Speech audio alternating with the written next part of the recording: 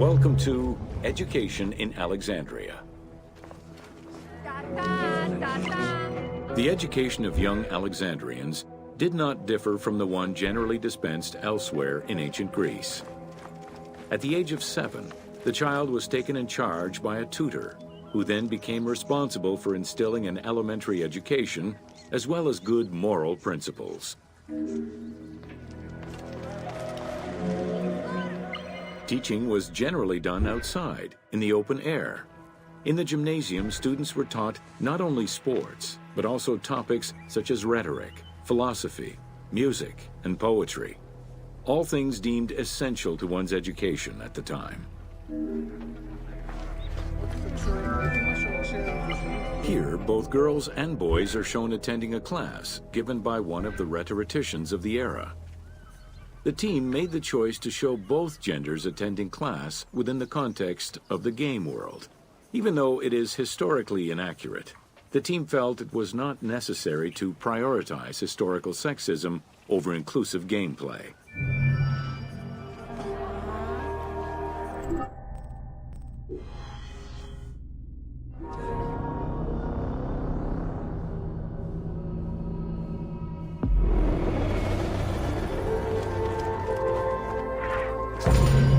Welcome to the Great Library of Alexandria. Near the district of royal palaces and within the Mouseion was the most famous library of all antiquity. The Library of Alexandria was built to house all of human knowledge. At its pinnacle, the library was believed to contain over 700,000 parchments.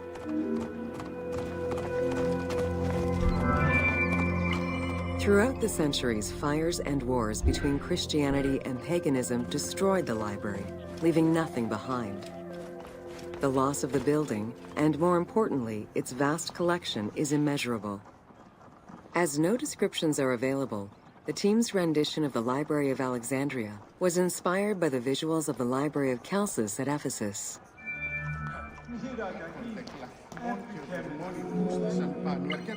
While much of the collection was purchased at the government's expense, the library also obtained books through other means.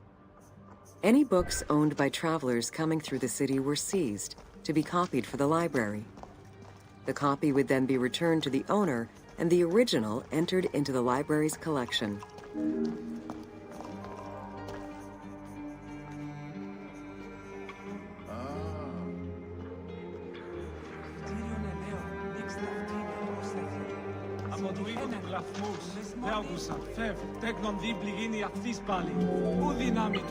Alexandria offered unrivaled intellectual and cultural attractions. Eminent scholars from Athens, Rhodes, and other Greek centers traveled to the city to learn and engage with other free thinkers. Both the Mouseion and the library were at the center of groundbreaking ideas and creative expression. The great minds of antiquity were usually well-versed in many disciplines, which were often associated to specific schools of thought. The Peripatetics, the Stoics, and the Cynics were among the most well-known schools of the time. Hypatia of Alexandria was a Greek mathematician, philosopher, astronomer, and inventor. Though born in Greece, she eventually migrated to Alexandria, like many great minds of the time. It is there that she became the head of the Neo. Callimachus was born in Cyrene and educated in Athens. After his studies, he moved to Alexandria to work in the Great Library. A poet and a critic, he strongly rejected the epic format of Homeric poems, and instead fervently supported a shorter, more judiciously formulated style of poetry. His epigrams and elegiac poems were emulated by later poets. His work was extremely popular, second only to Homer's own works. It was in Alexandria that mathematician Euclid, the father of geometry, wrote the Elements, laying out the foundational work of what would become modern algebra and number theory.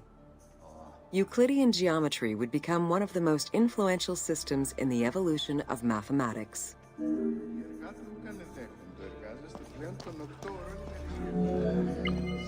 How do you calculate the circumference of the Earth? With a camel, 2 sticks, and shadows cast by the sun. This is what Eratosthenes of Cyrene described in his principal work, Geography, while he was director of the Great Library of Alexandria. He is credited for the invention of the armillary spear around 250 BCE.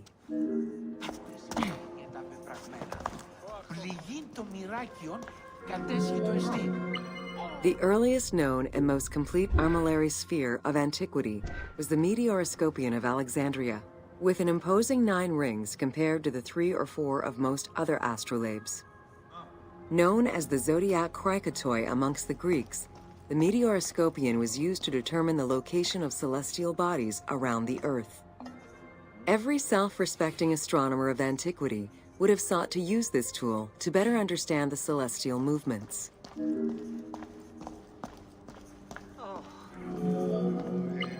Pythagoras of Samos was a well-known and respected philosopher and mathematician.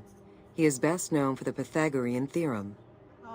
However, there is proof that the theorem existed in Babylonia and India long before Pythagoras was born, casting some doubts as to who exactly originated the theorem.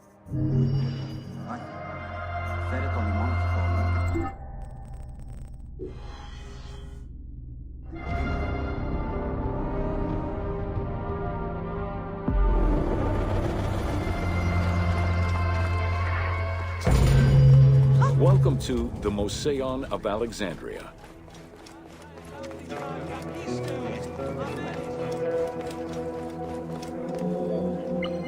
The Moseion was a sector of the city commissioned by Ptolemy I to rival Athens Academy as an institute of intellectual pursuit. Dedicated to the 9 inspiring muses, the Moseion became a great center for philosophical and scientific enlightenment. It welcomed scholars from many kingdoms, inviting them to share knowledge in literature, science, and geography.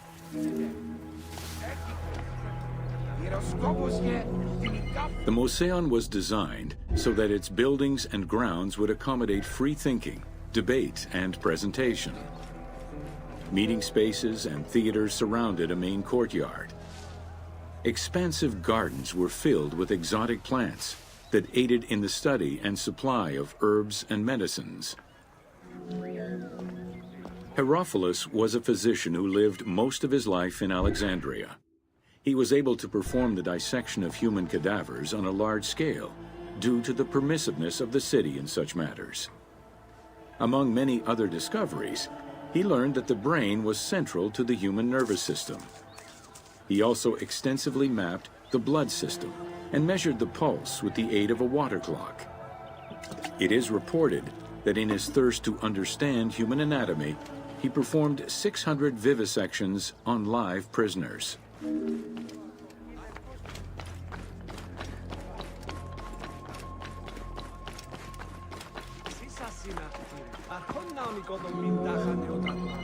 In order to be free to pursue their research, scholars were fed and housed at the Moseion at the government's expense. This freedom provided Alexandria's scholars a meeting space for intellectual pursuits and a haven for spiritual peace. Though nothing remains of the original Moseion, it lives on as the legacy of our modern museums.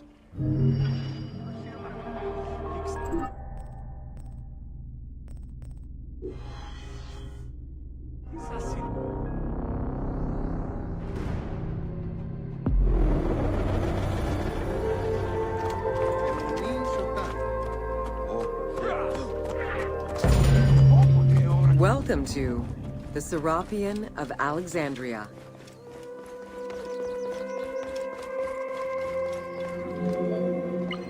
In a city of numerous magnificent attractions, the Serapeum was considered to be the most beautiful temple of Alexandria. Located southwest of the city on a small hill known as the Acropolis, the sanctuary was constructed during the reign of Ptolemy III, upon foundations which had existed since the reign of Ptolemy I Soter.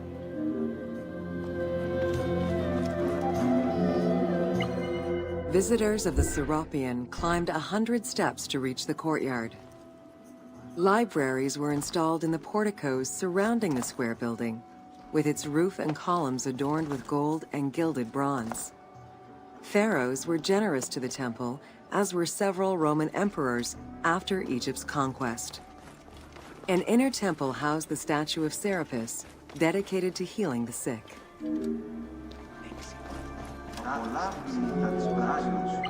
Since the 26th dynasty, Greeks in Egypt had gradually integrated the Egyptian cult of the Apis bull to their own rituals. With the establishment of the Ptolemaic dynasty, the cult of Apis was further integrated into Greek religion. During his rule, Ptolemy I chose to merge Egyptian and Hellenic gods into a syncretic divinity named Serapis. This name was the result of the amalgamation of Osiris and Apis. With this new deity, the Ptolemaic dynasty managed to accommodate similar belief sets for two different cultures, bringing about a new dynastic cult. Serapis was also associated to other deities, including Asclepius, a Greek god of healing. It is possible that, as with the Serapis Temple of Canopus, the sick would visit this sanctuary, sleeping there overnight in the hopes of being healed within its hallowed halls.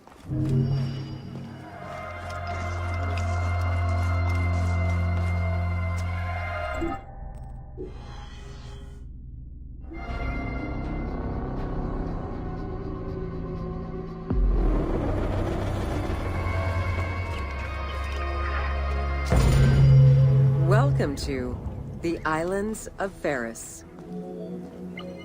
The Heptastadion was a bridge-like causeway connecting the island of Pharos to mainland Alexandria. Its name is based on the Greek terms of measurement, hepta, meaning 7, and stadion, which is a measure of length of roughly 180 meters.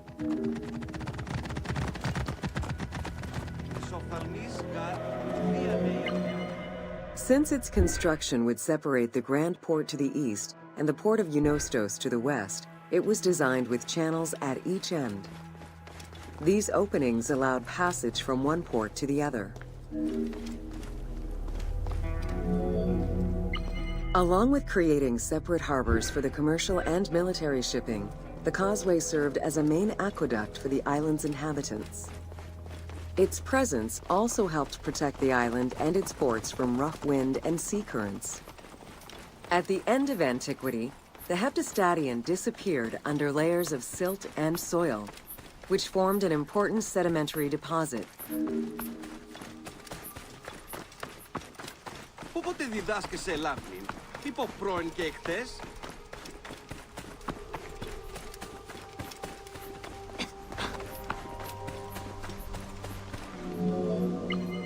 While the Serapeum was the most celebrated of the temples in Alexandria, many other temples were built within the city. Most of these structures have been completely erased over time, and there is no way to discern how many existed. However, research of ancient papyri offered tantalizing hints as to the possible location of at least some of the temples.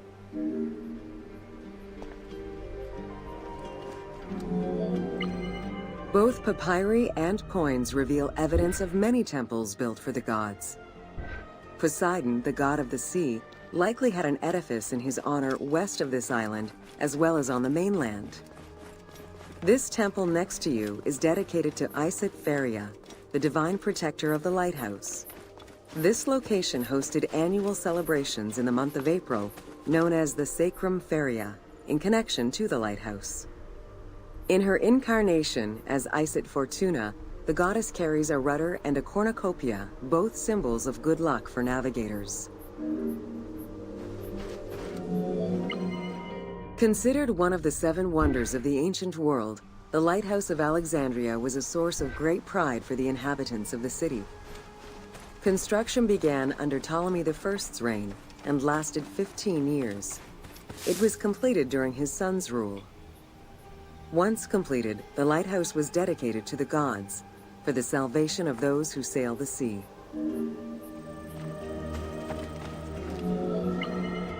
Built on the island of Pharos, the stone structure was 3 tiers set on top of one another in a step formation. The second floor consisted of an octagonal tower, and the top floor was a cylindrical tower topped by a statue.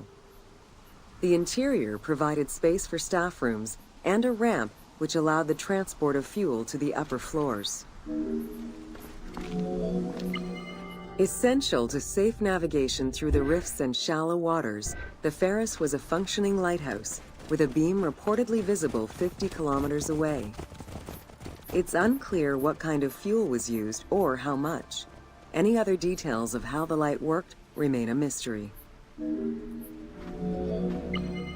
For several centuries, the Ferris was one of the highest monuments ever built by man. It measured roughly 110 meters in height, compared to the Pyramid of Giza, which was around 140 meters tall. Gradually, the structure was eroded by earthquakes and then completely destroyed in 1480 CE, when a fort was built over it. Archaeological excavations on the seabed have uncovered many blocks from the ancient building.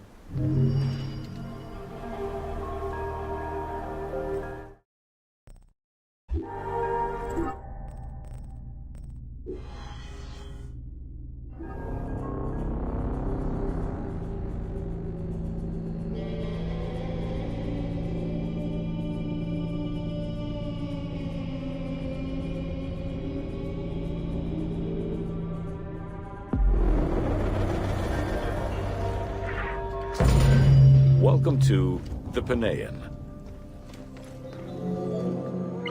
The Panean was a temple built in honor of the god Pan, divinity of nature. This Greek god, often represented as a half-man, half-goat. Pan's attribute was his namesake musical instrument, the pan flute. His temples were usually located in caves and on high mountains, and were frequented by shepherds. It is likely that Mediterranean cults adopted the imagery of Pan to symbolize the Christian devil.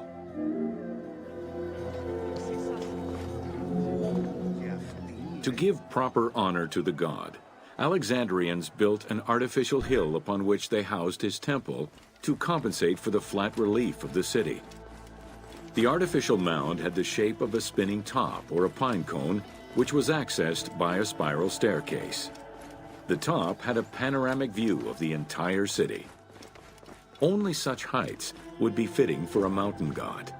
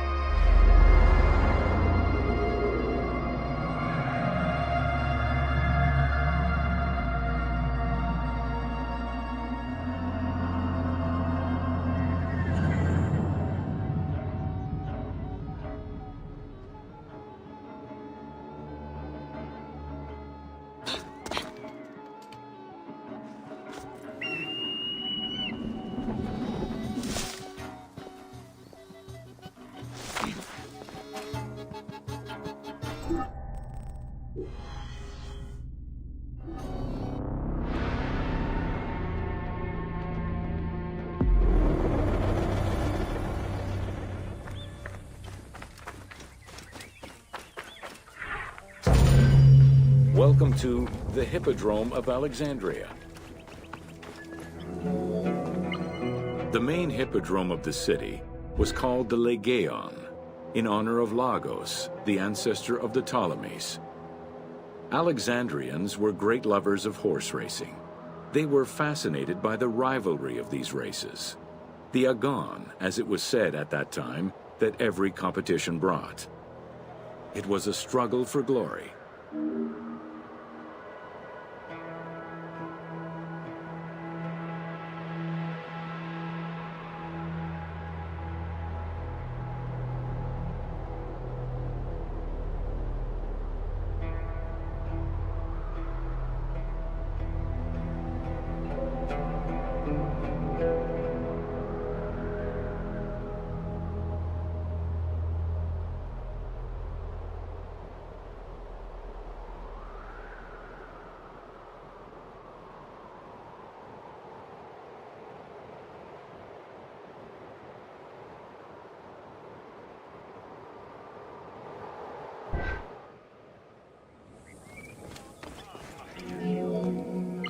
The most important chariot race was the Tethrypon. Using 4 horses with the quickest harness to the front right, the charioteer would race for 12 laps, with sharp turns at either end of the hippodrome. The victors were crowned with garlands of olive and received prize money, but the most sought-after reward was to be acclaimed by the works of poets, such as Callimachus and Pindar. Ye hymns that rule the lyre, what god, what hero, aye, and what man shall we loudly praise? Verily Zeus is the lord of Pisa, and Heracles established the Olympic festival, while Theron must be proclaimed by reason of his victorious chariot with its 4 horses. Theron, who is just in his regard for guests, and who is the bulwark of Akragas, the choicest flower of an auspicious line of sires, whose city towers on high, bringing wealth and glory to crown their native merits.